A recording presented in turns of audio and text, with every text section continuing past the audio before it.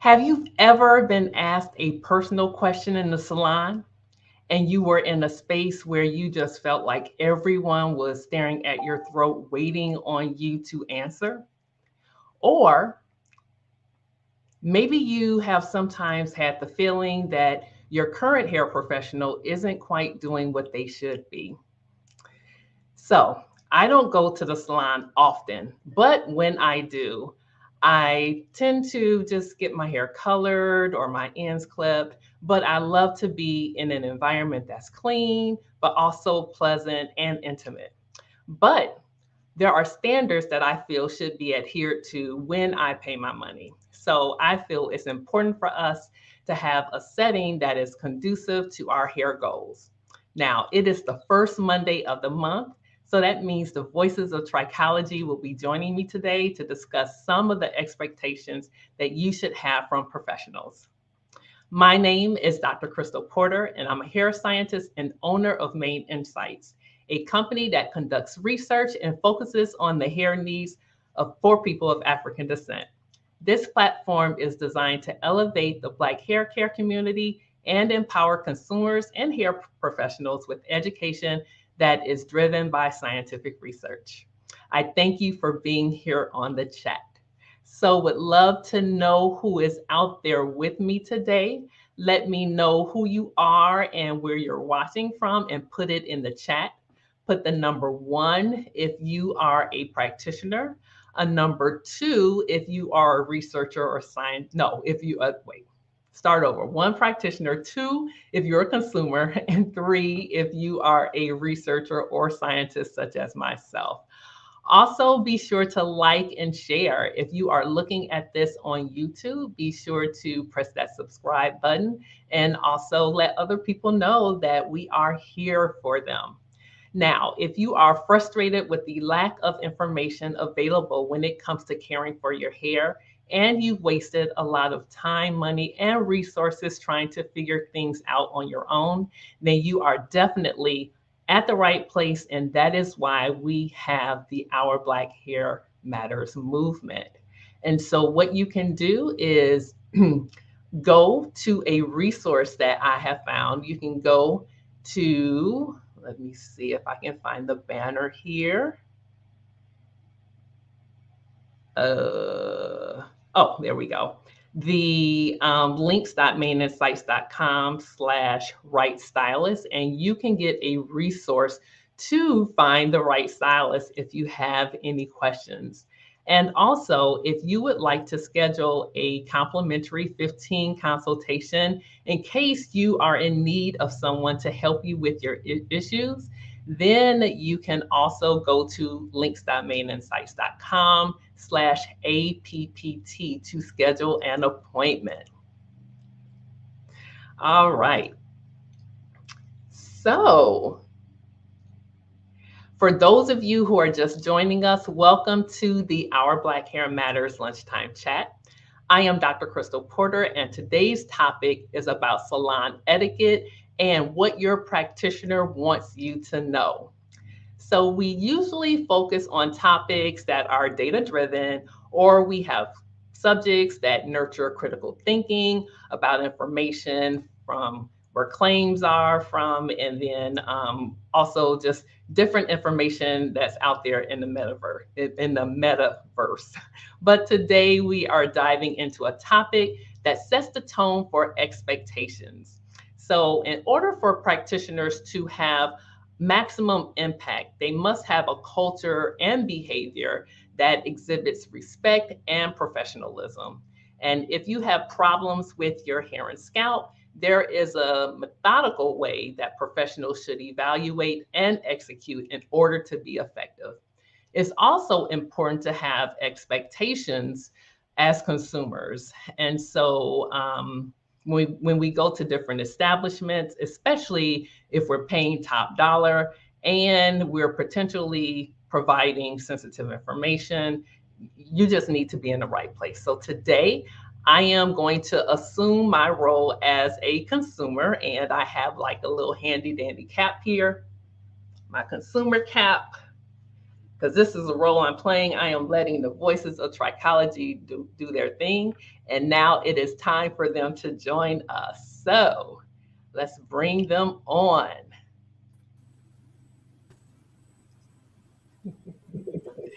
All right.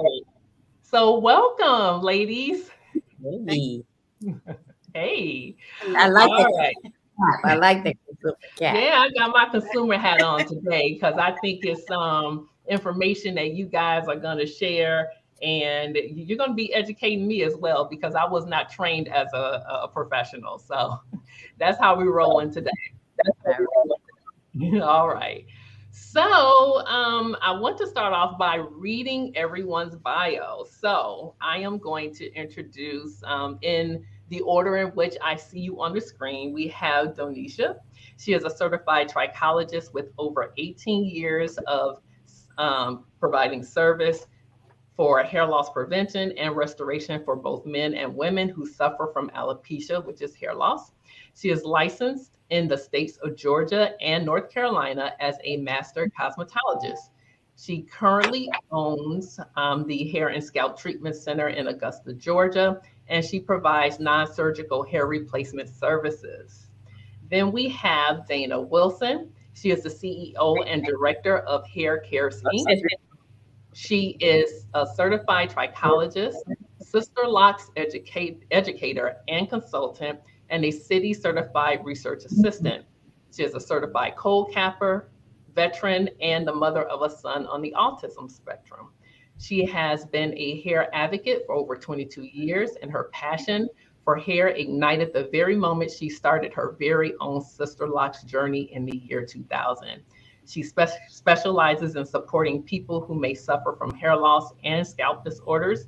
She coaches other natural hair practitioners and locticians through their hair regeneration and prevention services. She operates through offering in-person and virtual trichology services, and she believes that every strand counts.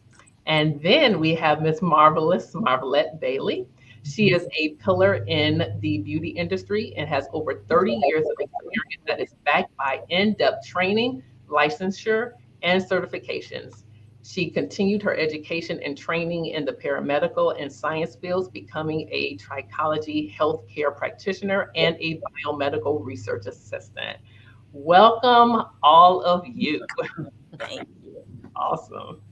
All right, we are going to jump into it because I think there's a lot to cover when it comes to salon etiquette or practitioner etiquette. And so I want to ask, what are the standards of quality that you practice as a professional? So, Donisha? Well, I like to start off by making sure that I communicate well with the client to understand their needs and their concerns. That's very important. And then when they come in, one of the main concerns is to make sure that they have a private environment so that they can feel comfortable expressing their needs. And then after, as well, in addition to that, also understanding what their history, their medications or styling practices, if they've had any surgeries, anything that can help me to better understand their situation. And that information has to remain confidential. And so they have a private confidential setting is utmost importance. Mm-hmm. So that's where I start. Now, it's interesting that you say that you have a standard for people being in a private setting, because I remember, and I wasn't even experiencing hair loss. This is just them asking me, okay, your hair is in bad shape. What have you been doing? And then I'm just kind of like, okay, everybody is looking at me. Everybody waiting on what I'm going to say. So it's like this huge spotlight. And so I'm glad that that is a standard of care that you provide. But I'm curious, has anybody else been in the same situation that I've been in where that wasn't the case? Oh yes, absolutely. In fact, some of my transfer clients have come to me because they had an experience where they went somewhere to get service and they're in a room full of people and is asked to, take off their wig or their protective style so that they will be able to, the practitioner will be able to analyze their scalp. And they didn't feel comfortable. They didn't feel comfortable, and they were taken aback and caught off guard with it, and didn't know how to say no either. And so I absolutely understand that privacy one-on-one setting is optimal for me and the client. And several clients that I have had come in had that same issue that Dana described, being in an open salon setting where everybody is looking at them, even laughing or making comments. It's already very uncomfortable when you're losing your hair. It's very emotional. You go through mental things with that. Everybody handles it differently. So to be in an open room when everybody's looking at you is, it should be private. It should be private. Absolutely. And that's one thing the clients compliment when they do come. They love the fact that my setting is private.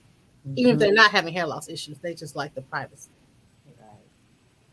Wow. And I just like to add, that should be a standard for hair loss sufferers. They should be able to feel comfortable going to a practitioner and being in a private setting so that they can express themselves freely. Because there's a level of trust that has to be given on both ends. And I just feel that should be a standard across the board when we're dealing or we're servicing hair loss sufferers. They should be in a private setting. That, and then we're exchanging a lot of personal information. Yes. You got a lot of personal information being exchanged. And people do listen. Sometimes they jump in and comment. Sometimes they act like they're not listening, but they do. And I agree. And that one-on-one means also for the client not bringing friends and family with them as well, right? Because I've also been in that scenario where the client may have brought a friend with them, and they still can't talk as freely and share as freely as they want to, even with that being their best girlfriend or their sister. And so it really is on one-on-one consultation or a one-on-one experience. Wow. So that's interesting because when I get my hair colored, I go to a professional who's in a salon suite. But I'm thinking about that. If you bring a friend, the friend would have to literally sit outside and not be in there with you. And so it's like you would need several rooms. So that's wow. Okay. Thank you. No, I think you would probably need to just communicate with the client that this is a one-on-one experience so that they won't even bring the person. That is great information to know. Yes. So even though I have separate rooms, but I still don't. It's one-on-one.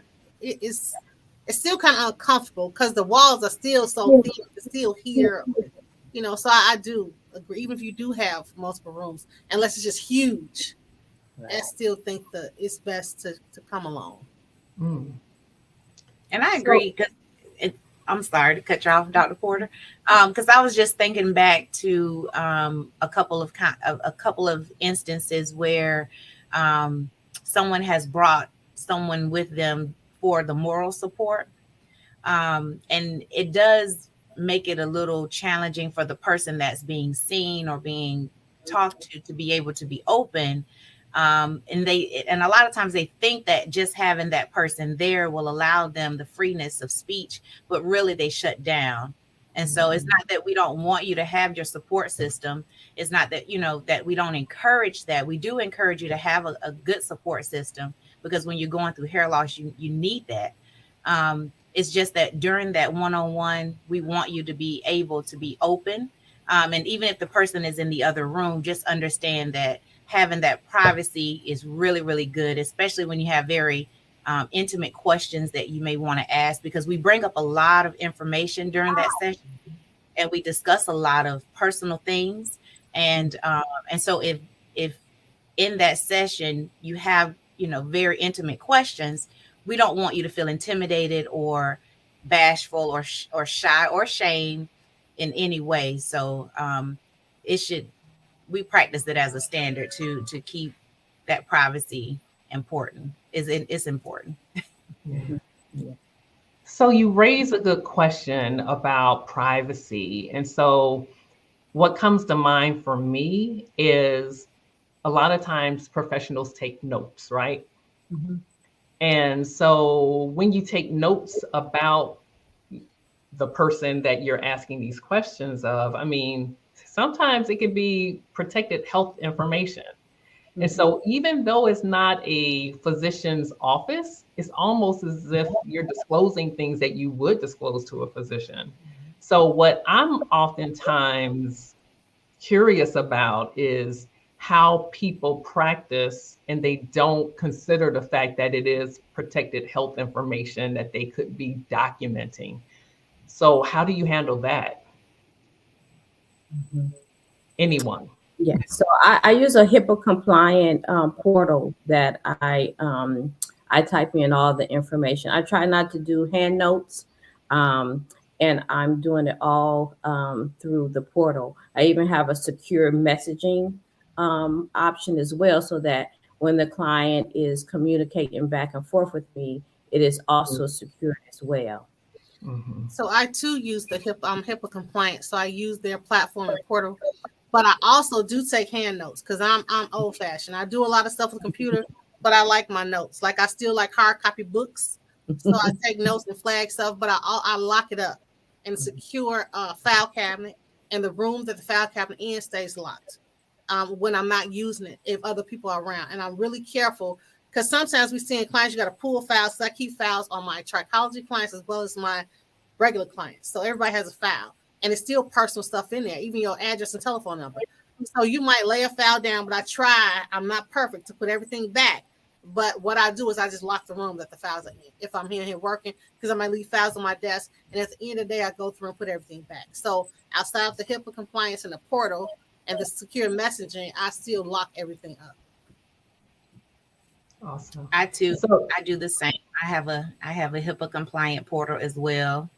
And that's how I communicate with my clients and store their information as well. I do handwritten as well because I like to write out just like Marvelette, and then I upload those documents into the portal for security. And even when I'm training, or if there's someone in that's being trained, they have to be trained on how to protect the patient's information or the client's information as well, because we do get, we may get blood work or Right. different information about that individual. It has to be protected. mhm. So it's great that you keep good notes and you are keeping them safe and secure. Mhm. Now, I know sometimes there are people who have like client cards where, you are taking other notes in terms of what you're observing. So, what is the importance of you even establishing that as a part of your protocol? Well, Margaret, okay. Did you call me? I did. Margaret. Because it helps you keep a record of everything that's been going on with their hair, their allergies, because certain products contain citrus and certain things they have a situation where somebody's allergic to something. So you want to make sure you don't use those things. If they move to another state, like my sister, for instance, or a few of my clients, I will type out an email and send it to the client as well as to their new stylist.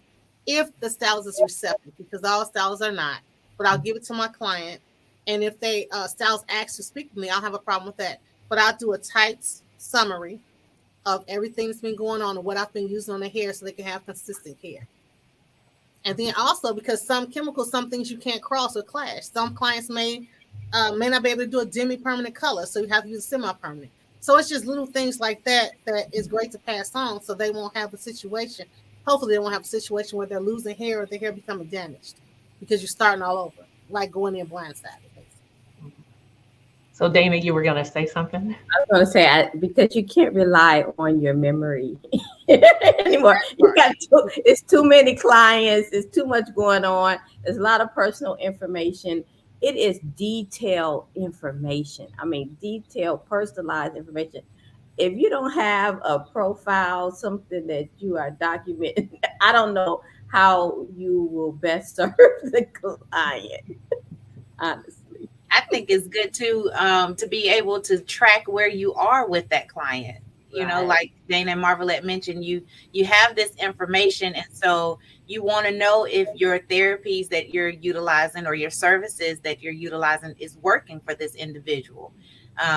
You know, we may have a standard of operation. However, everything does not work for everybody in every situation, and Mhm. it's good to keep notes and keep a track of that. I think it's just good practice as well to be able to keep up with what's working and what's not, and the differentials of change with individuals. Hmm.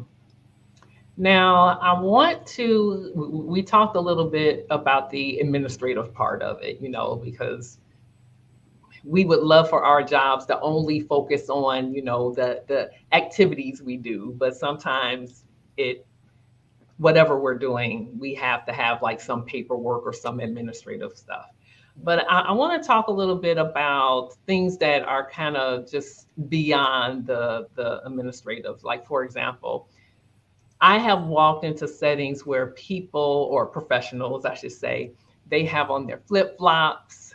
Here I am with my baseball cap on. They have their baseball cap on. And not saying that you can't do good work with flip flops or with a baseball cap on. But I do know that I have like a mental note. I'm like, that's interesting. So I'm wondering about your take on, what you feel should be appropriate for the setting of a clinic or a salon. Oh boy. So, and Donisha, you haven't gone first. So, well, you did, but let's have you go in on that. Okay, so I'm laughing. I'm laughing because there used to be the saying that, the stylist that never has their hair done is the best stylist. Like you may have heard that before. Um, or the stylist that always has their hair done is the best stylist, and people perceive things differently. Um, but I do feel that it is important that we present ourselves in a professional manner as practitioners, and that we set the tone for what's to be expected. And so for someone to be taken seriously, you want to take your profession serious. And I'm not saying flip-flops don't mean that you're not serious about your profession. However, what's perceived may not be professional. And so when a person is looking for help, they're looking to get help from someone who understands and who's professional and who looks the part and not just sounds the part. And so, for a rule of thumb, my practice, I try to be business casual. If not, I'm in scrubs. One, they're comfortable, and then two, it's a way to stay neat and clean during the service. We deal with a lot of scalp issues along with hair, and so having just even salon setting, just having your feet out. I know in the state of Georgia, that's not acceptable to have open toe shoes. So I continue that process throughout my trichology. I just try to practice not having open toe shoes. And then also having clothing that's not easily soiled. So again, wearing the scrubs work really well for me for that reason. So not just aesthetically, but even during sanitation, it just works really well. And you said in the state of Georgia, I just want to say across the board, any state, it is unprofessional. It's not allowed to have open toe shoes, though people do it. It's not safe. It's not sanitary, nor exposed armpits. So it's just certain things, the standard. But it seems a lot of people get out of school and just don't practice the things that we've learned, even as far as sanitation. So, yeah.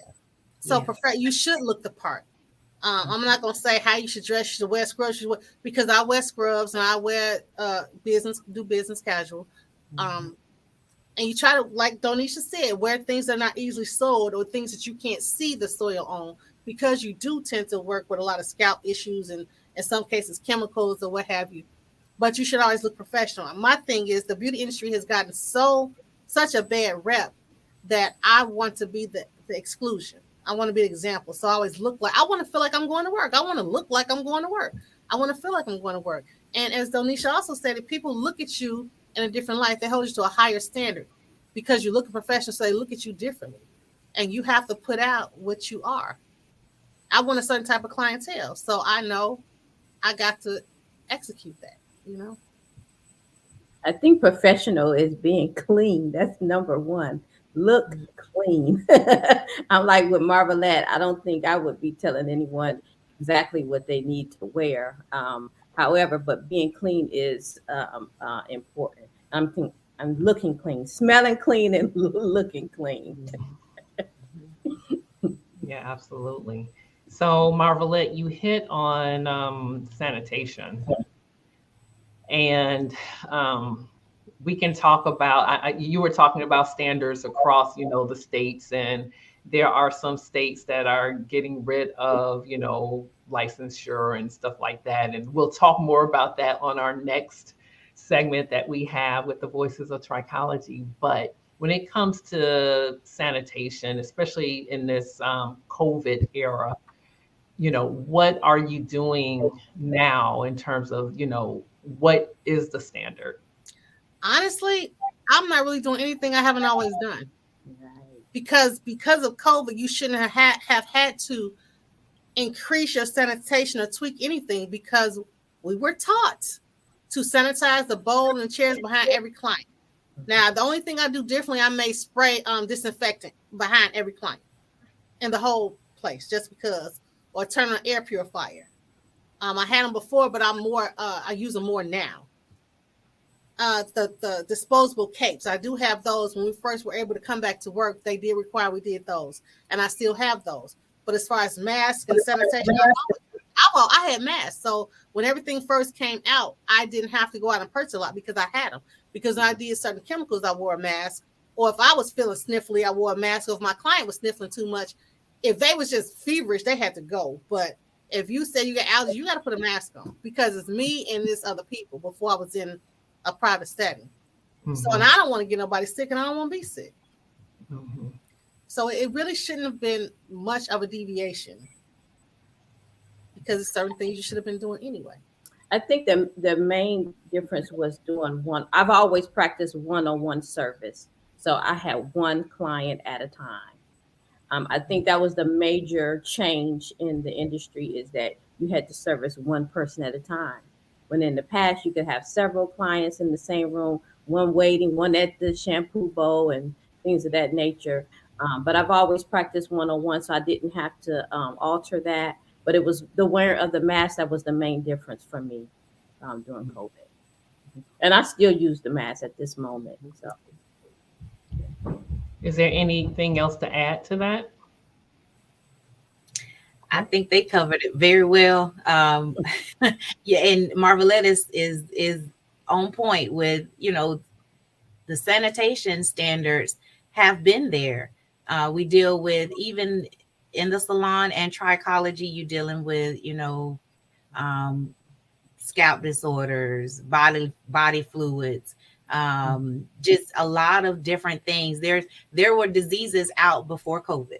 There were things that we had to be cautious of before COVID, and we had to have good practice, or we were encouraged to.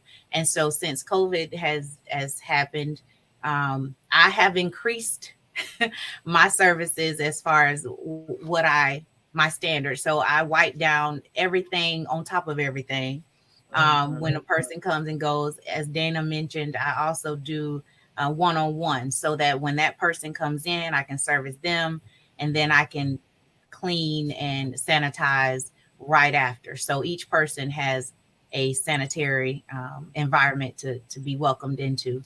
And, we see a lot of people that have underlying health conditions and compromised immune systems. And so I think that since COVID has happened, I think my senses of sensitivity towards those individuals has heightened. And so I'm a lot more cautious about how I do things in the center, just to make sure that I am keeping a high standard of cleanliness, because it is important. Awesome. Now, I have a question because my screen went blank. Can you still see me? Yeah. Yes. Okay. I don't know why my screens have gone blank, so I can't see you, but we gonna keep going. Okay. Because that's what happens when you do a live, even if it's recorded. So,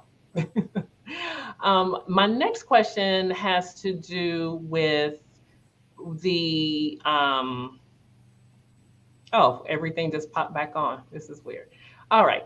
So my next question has to do with multitasking. So Dana, you mentioned that you have people underneath the dryer sometimes, and then someone at the shampoo bowl, and then someone being styled. But sometimes you have time management issues, so as a consumer, I will only experience this once, and it will be just, I will be such a nasty person if I am like waiting for like an hour before I can be seen. So time management and the etiquette when it comes to that, because I have heard that some stylists are charging late fees, but then if they're running late, the client usually doesn't get a break.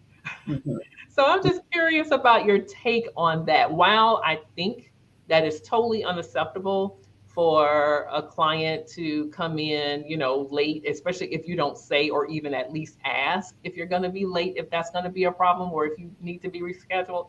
So I'm just curious about that, because I think that can destroy the optimal relationship. So anybody wants I was just using that as an example of that is common in the industry, that people are multitasking on clients, but I never did. I've always done one-on-one services. So even during COVID, I didn't have to change my practice. If you schedule with me, I have dedicated time for you, and that's it. So there's no person under the dryer while I'm working on you and things of that nature. So for time management for me, I'm allotting the amount of time that I believe that it's going to take for me to service you, because I've done a transfer consultation with you. So I've assessed what I need to do. So I'm allotting the amount of time that it is required for that service. So I'm doing one-on-one. I have not partake in the multitasking of clients.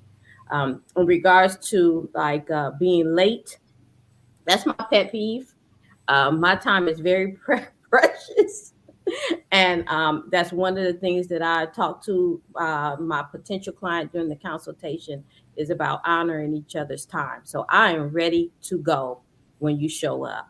Prior to you showing up, I'm ready for you. And for whatever reason, I've had the same courtesy with my clients. And then if in fact they're running late, they will communicate that. And so because that doesn't happen very often, it's no big deal if they're running late, because I know it's for a real reason. It's not just because, just because they can.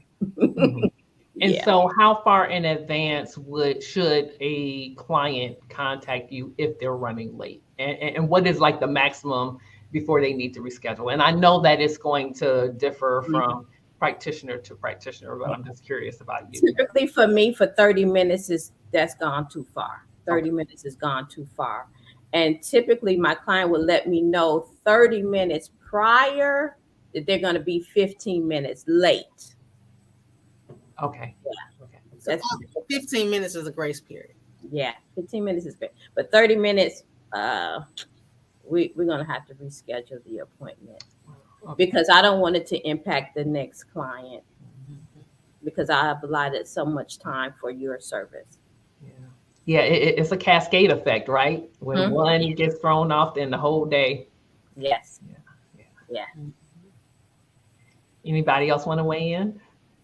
No, I just said 15 minutes is the grace period. Unless it's a situation where you're caught at a train, because a lot of trains over here where I am. But again, it depends on when my next client is. So I can't allow you to infringe on their appointment because they paid or held their slot just like you did. So you have to reschedule. It's not personal, it's business. Yeah. Because you have to treat people the way you want to be treated. I know I can be very impatient. And having somebody wait an hour, I can honestly say, yeah, I don't do that because I don't I try not to do anything to people I don't want done to me, and that's just not to me. That's not professional. But if the clients don't say anything and they keep coming back, why would the practitioner change? People are allowing this. They'll talk about it amongst each other, but they'll stay and won't necessarily say anything to the practitioner. Or even if they do, they keep going back and accepting this behavior. And that's not okay. Mm-hmm. I agree. I think it's I think in the salon setting, prior to COVID, now I do believe that things have changed. But prior to COVID, it was kind of the way of the salon to have 50 people in at one time. Like you are doing your thing if you can get in as many people, work them as quickly as you can, and get them out. Like that was the idea of what a salon setting was, you know. So a lot of people just accepted the fact that, okay, I'm going to the salon. This is going to be all day. I'm going to be there all day. Right. Until the person gets that practitioner that says, no, you know, if I have you scheduled for 2 hours, you'll be here for 2 hours. And so, or an hour. But I think it's very good practice for safety. Now that everything has changed, definitely you want to have those one-on-one sessions, but then to just being mindful of others, because you're not the only client, and we're just individual people trying to service as many people as we possibly can. So our time is very important, and so is the consumer. And I too, 15 minutes is my grace period. Anything after 15, I have to reschedule, because then it cuts into my time of being able to service you to the fullest extent and to the best of my ability, and then the next person. There's a lot that has to be done, a lot of information that's gathered, a lot of information that needs to be put into the system. There may be a follow-up. There's a lot that happens during those appointments. And so just being mindful of the other person's time will keep it where that exchange can be a positive one, and nobody's aggravated and frustrated, because you don't want to go to a practitioner that's frustrated because they feel like you don't respect their time. And you don't want to sit in someone's chair and you're aggravated and you're like you said, Dr. Porter, you know, I've been waiting an hour. What y'all been doing? And that's not a pleasant experience. So I think it's just good that we respect each other's time and check with your practitioner. I mean, most of us very open about our time policy and our expectations. And so if your practitioner gives you 30 minutes, you know, respect that. If she gives you 15 minutes, respect that. If there has to be a 24-hour cancellation policy, respect that. And then allow your practitioner to be able to perform at his or her potential to service you. I just And you know, I'm sorry. Go ahead. No, go I ahead. just want to add one thing. Just because the practitioner may allot 15-minute grace period or a 30-minute grace period does not mean that you have to utilize it every single time. That can also become a problem. Thank you, Marvelette. Well, I was only gonna. So, as a consumer, I have also been notified by the practitioner if there is a delay. And so when that happens in advance, I am grateful. I mean, now sometimes if I have back-to-back things that I'm doing, like I allot a particular amount of time, okay, this is how long I'm gonna be there. And if it feeds into that, then sometimes I may need to reschedule now. But I'm just saying it works on both ends. Sometimes the client can contact when they're running behind, but if the practitioner is running behind, I like to get that phone call. That's mutual respect both ways. Absolutely. Absolutely. Agree. Yeah. Now, you mentioned Dana, that you are like ready. You're like, I you am. know, you have everything in line and you are ready to go. And you mentioned that you also do a thorough consultation. Mm-hmm. So I want to talk a little bit about consultations because oftentimes people go in for any particular service. So talking to the voices of trichology, a lot of times it's some hair issue that they're going through. Right. But all of you also service for aesthetic needs as well. And so how important is that consultation for you to get, the information? I know we've talked about this in the past, but I think when we're talking about etiquette, it's appropriate to mention that again. So how That important is that? yeah, that consultation that sets the tone. The consultation, you're deciding too if you're good partners for one another. If am I the right practitioner for you? Are you the right client for me? That's one of the things that we're trying to figure out in this consultation. Of course, we're asking questions and sharing information so that I can see how I can service you. And even with transfer clients, meaning that somebody want to just get a service real quick outside of maybe some hair loss issues, I always do a transfer consultation. If somebody say, "Oh, I just need you to retighten my hair," well, let me see what I'm retightening. Let me see what I'm working with here before I am obligating my time or putting you on the schedule. I need to see if we're going to work well together. So that consultation, I cannot do anything without the consultation. I have to know what I'm dealing with. Anything else to add? Dana hit the nail right on the head. The only other thing I could possibly say to that, this goes back to me as far as not doing chemical services on the first time. Only thing I can give you is a shampoo because the water's going to tell me a story, probably a different story from the story you're telling, and another story from whoever your previous stylist is telling. I need my own records. Like a lot of doctors you go to, they want their own blood work, they want their own tests. I want my own results. Like I need my own notes to see what I'm going with. So if you say a person come in and say you say, have you had any chemicals in your hair? They say no. But then they say, well, I got a black rinse 6 months ago. Did you get your hair cut? No. What's still there on the ends? It's residue still there. So to them, they might not have nothing in their hair, but to me, I know it's something present. Mm-hmm. So that's why it's important to do the consultation, ask a lot of questions, and take your own notes. And terminology, I'm going to go to that too. Because a lot of people say, have you had a chemical? Well, I got a perm. So you had a carefree curl, wave nouveau? No, no, then that's not a perm. Terminology is so important because I did have a client who moved to Ohio, I think. And she went to a salon and asked for a perm. Well, they gave her a perm, which was ammonium thioglycolate. Her hair fell right out in the bowl because she said perm. She did not say relaxer. That's why terminology is very important. So when my clients do use the wrong terminology, I do correct them.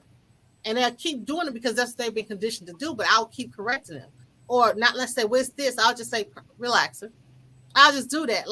And I'll tell them why I do it. And I'll tell that same story about that client because terminology is important. Some people say, I get a color with my relaxer, but she just used 10 volume. That's a permanent color with a relaxer. So understand what you're saying, understand what the practitioner is doing and why. So I have it even before I became a teacher. I guess I was always a teacher at heart. Everything I do, I explain what I'm doing and why I'm doing it.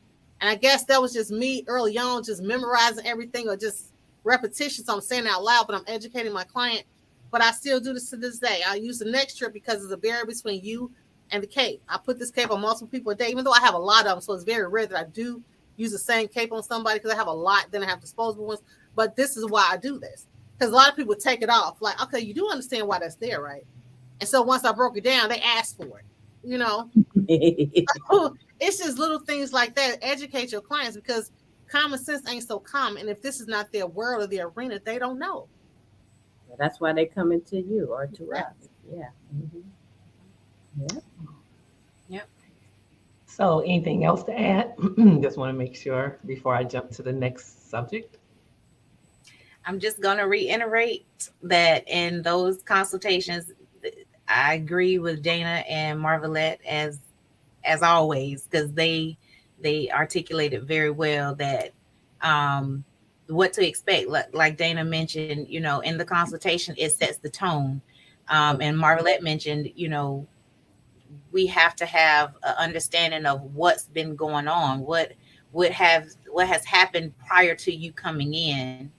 And so those consultation forms are important. So we encourage you to fill those out to their entirety, be honest, and forthright as much as possible. And of course, during the consultation session, we'll go into more detail about those questions, but it helps guide us through that session with you, or the client. Help guide us through the session with the client so that we can best help them. So we're here to assist, and that consultation session allows us to know how to position ourselves to be of assistance, and then as well, what your needs are. And usually the consults, I know for me, they're about an hour, and so there's a lot that goes into that, and there needs to be an open exchange. So if there's any surgeries, if there's any medications, if there's any type of health conditions that you have been dealing with in the past or even currently, be free with sharing that information so that we can best assist you. And shame on the establishment that gave that woman a perm just because she asked for it. Yep. Hitting on the importance of consultations. And I know I'm just a consumer today, but I still have an opinion. I think that's horrible that they did that without a proper consultation, because had they done one, that would not have ever happened. So, but sometimes the practitioner feels pressured. I'm gonna be honestly by the client when the client say, "I want this," and sometimes they feel pressured when they need to stay the professional, right? To just provide the client, to make the client happy. But the client, like Marvelette said, the terminology, if you don't know the terminology, you might not be sharing the right information. So it is the practitioner's duty to make sure that the person is clear about what they're asking for, and you let them know that you cannot provide that at that particular time if that is the case. But I have heard that some practitioners feel very pressured by the client to just make them happy. That temporary gratification. Oh yeah. It's not the proper plan for you. Sometimes you have to know when to say no. Right. Money, not good money, because what is not going to be exchanged is that I pressured the stylist into doing X, Y, and Z after she told me not to do it. A better judgment was like, that's not safe, but they did it anyway. So they're going to stay in turn. 9 times out of 10, that stylist took my hair out, but you didn't play the part you played in it. Even though realistically the stylist is still at fault because you're the professional. So you have to know when to turn people away. Yeah, absolutely. So that's why it's important. Consults. Got to do the consults, even if it's a 15-minute just to understand their needs, or 20 minutes, just something as a preliminary before moving forward is so important. And make sure you're on the same page. What are your expectations? What can I guarantee? You can't guarantee anything, but if you're on this page and I'm on this page, we're not a good fit. So it's not going to work. I can refer you to somebody else, or I can just turn you away. I can, and even if I think it's something you want that's against my better judgment, because I know it's not going to work for your hair, I can't even really refer you to anybody else, because to me, I still play a part in that. Because I know your hair going to fall. I have had several people come back 6 months, 3 months later, say, I was scared to come back to you because you told me not to do X, Y, and Z, but I went and did it. Now I need you to help me grow my hair back. Well, sure. Now we're on another higher bracket, because this is something different I got to do. Now, I can't end this discussion without talking about some of the things that I've heard about technology, because I'm an advocate for professionals like getting booking apps. It is unbelievable to me in this day and age how people, especially barbers, how they can operate by text messaging, and then you don't hear whether or not, you can get in to see them until like 3 days after. That's just crazy to me. Technology exists so that it can make your life easier. And I think it's for a nominal cost. I don't think it's that much money, but there's a catch-22 when it comes to technology, because it also sometimes gives clients access to you. And so I want to talk about technology a little bit and expectations for that.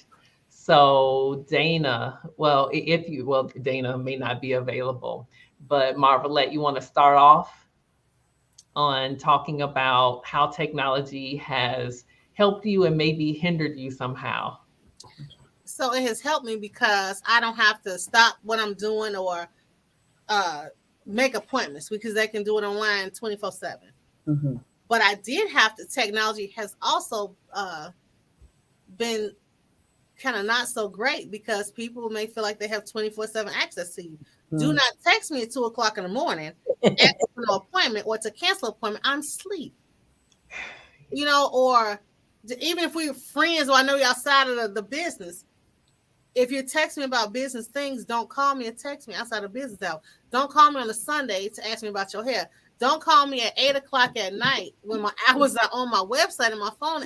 Like, I have a life outside of this. If I go to a party or a private function or an event, I don't want to talk about hair. I can tell you what I do, but I don't want to make appointments. I don't want to talk about, girl, I got ready. It was hell in the sink. Okay, make an appointment. Go. Have boundaries. You have to create boundaries for yourself, even with technology. Technology is great.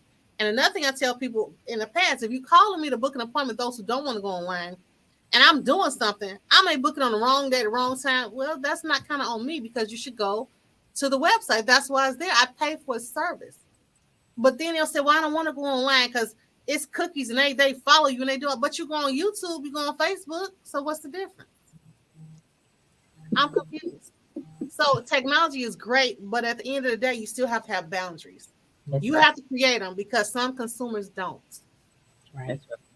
And I think that's something that you can share at the consultation as well, how your communication expectations and how that works, because we are in the right now culture. I think when you send that email that you're getting it right at that moment.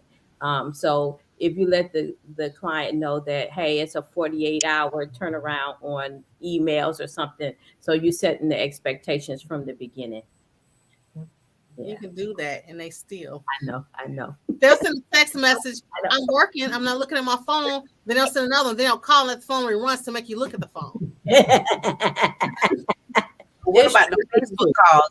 The calls through Facebook. I'm like, wait, how am I supposed to stop what I'm doing? I ain't been on Facebook all day. I don't do that, because I don't do business through Facebook. I don't do business through Instagram.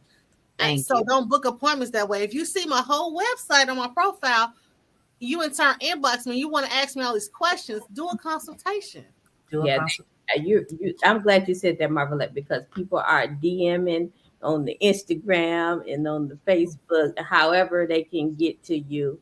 And sometimes they're doing that prior to even knowing where to go to be in contact with you. So it's not always just them invading on your time and space. They just seen somebody out there and they said that you did their hair, and they just looked you up on Facebook or Instagram, and there you were. Okay, so I'm not talking about those. Yeah. I'm talking about after you send your information, after they research, say, hey, go to my website, book a consultation, or when are you free for us to talk and do a complimentary or a Zoom or whatever, and then they still messaging you. Yeah. But I'm rude if I stop responding, because I'm working. Right. And I'm not rude. I'm just, you're working. I'm here to strict hours of operation schedule. If my hours are from 9:30 a.m.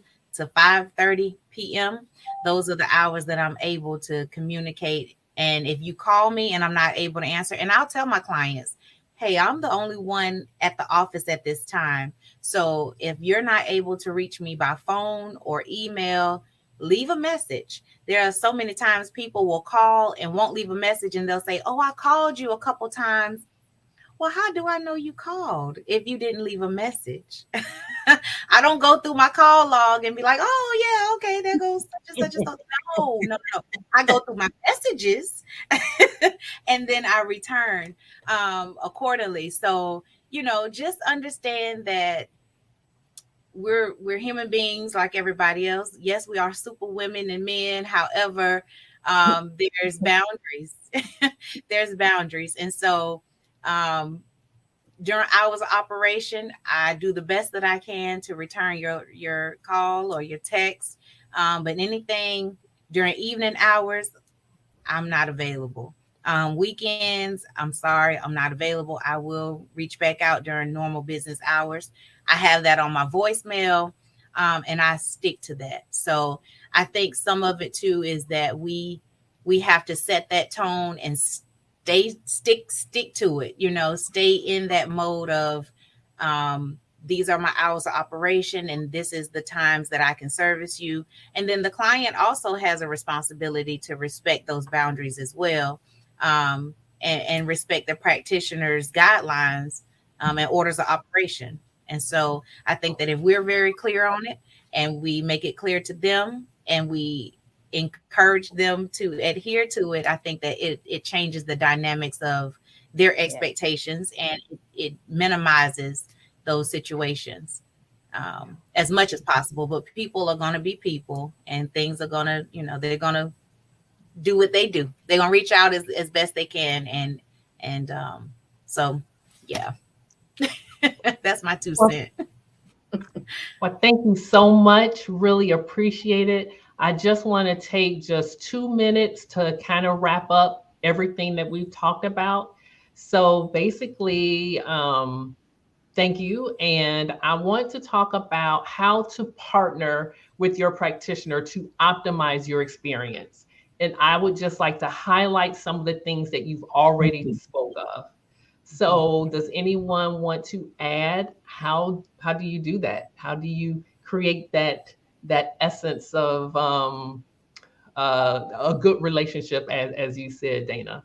Communication. That's the huge thing, is communicating. I mean, in regards to the consultation, coming ready to share your information, coming alone so that you're in the space to be able to share, and then not withholding information, because we need everything to come up with a personalized plan for you. I mean, surgeries, I know it's a lot of personal information, but we wouldn't be asking if it wasn't a need for it. So communication, even in regards to, we're talking about being on time. If something's going on, letting us know ahead of time so that we know what we're doing. We're not sitting there waiting for you. You're not going to be there. But so communication is key to creating a great relationship with your practitioner, and then a great rapport as well. Dana summed everything up with the communication, because everything surrounds the communication. Being on time, being honest, bringing medical records, bringing blood work, depending on what you come to see me for, bringing your previous hair history, all those things, your referral, how and why you came to me, your expectations, again, being honest, being realistic about what you want. So I think that's fair. Communication is summed up pretty much everything. Yep. I definitely agree. And if you decide to move forward, after we've had great communication, continue that communication with us throughout your treatment program, or your servicing process. After we are a good fit and we're going to move forward, this is our plan of action. Continue to communicate with us as things go on, as life continues to change. We may have had this conversation 2 weeks ago during the consultation, and there's a life change that has happened. You found out that you're pregnant. Let us know that. You are, now starting chemotherapy, or maybe radiation, or there's been a change in your medication, or there's been a change in your living conditions, or something that has increased your stress. Your job has just pushed you over the edge. We are here to understand what you're going through because it helps us to help you. So continue to keep those lines of communication open, especially if you're looking for your practitioner to be able to service you in the best way possible. We're your teammates. We're not doctors. And so, we don't have a lot of tools to go probing to try to figure out everything. We rely on you as the consumer to be honest and forthright with us. And again, keep those lines of communication open so that we can service you to the best of our ability. Awesome. Follow the customized regimen too. Yes. That part. Because you'll come and we'll give you all these tidbits and we'll spend all this time, and then you'll leave and won't do anything that we came up with. And we need the 3 C's: commitment, consistency, and compliance. Oh, I love it. Love it. The 3 C's: commitment, consistency, and compliance. Yep. Awesome. We will be good. Awesome. Thank you for providing that. And I love the fact that you always provide your expertise and direction. And I have to say, I continue to be proud of your contributions to the industry. So thank you so much. Thank you. So if you watched a replay, be sure to post your comments and questions. Also, if you are one of many who need any assistance when it comes to help you or needing some help, you can go to, give me a second, let me pull up this banner. You can schedule a 15-minute complimentary appointment with the team that you see here by going to links.maininsights./APPT, maininsights.com/APPT. I said that incorrectly. All right. And so once again, thank you. And as always, remember that our Black hair matters, and take care and love on hair. Bye-bye. Bye-bye. Bye.